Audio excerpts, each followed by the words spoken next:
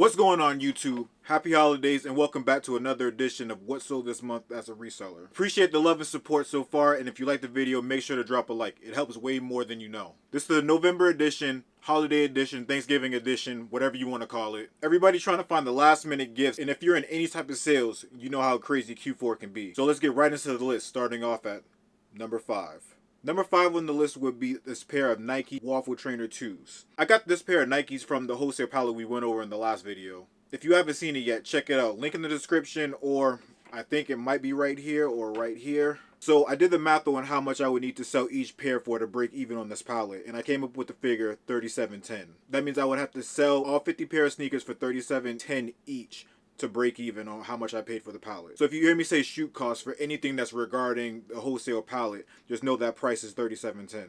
So I listed this shoe on November 4th, and it sold 2 weeks later on Poshmark for a total of $79. After you take out the Posh fees and the cost of the shoe, you're looking at a net profit of $24.38. Number 4 on the list, we got a pair of these Merrell Boots. If you see any type of shoe or boot like this in the thrift store, just know it's a winner. As long as you're getting it for under $20, $15, $20, grab it no matter what. As long as it's in good condition, obviously. It's just one of those brands that move quick, and I never hold on to them for too long once I get them. I listed this pair on November 5th, and they sold only 3 days later for $45. After Posh fees and the cost of the shoe, looking at a net profit of $26 even. Can't argue with the quick flips. Number 3 on the list is something that I seen in store, and I really wanted it for me.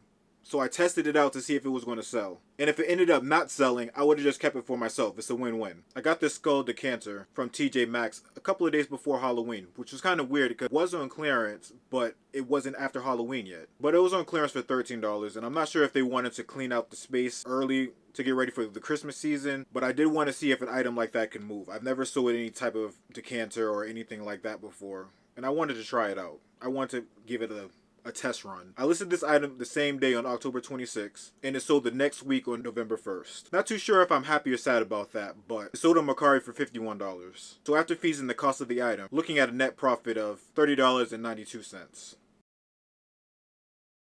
Number 2 on the list was another item I found in TJ Maxx for the holiday season rush, and I wanted to test it out to see if it would move. This mini slushy machine caught my eye because I scanned it on the Amazon app and it was selling for $135. Unfortunately, I was gated and I was unable to get approved in that category. But I still wanted to take it home and test it to see if I can move it. I purchased this item for $45 on November 3rd, and it sold a few weeks later for $99. After Posh fees and the cost of the item, looking at a net profit of $34.20. Not as good as if I would have sold it on Amazon, but still, solid profit nonetheless, especially for an item that I was testing the waters with anyway. Number 1. Finally, we come to the best profitable item of November. And guess what? It came from that wholesale pallet as well. And also, it was the very first item from that pallet that sold. This pair of Nike Air Max SC, I got around to listing on November 4th. And guess what? It sold on November 4th, literally minutes later. They sold on Poshmark for $95. And after fees and the cost of the shoe, which again, we discussed that it was going to be $37.10, looking at a net profit of $38.90. Quick, solid profit. And it put a little faith in me that maybe this wholesale pallet can move. But that's it.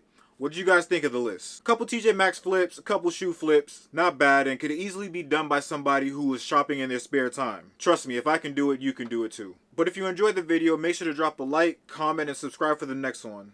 Happy holidays, guys.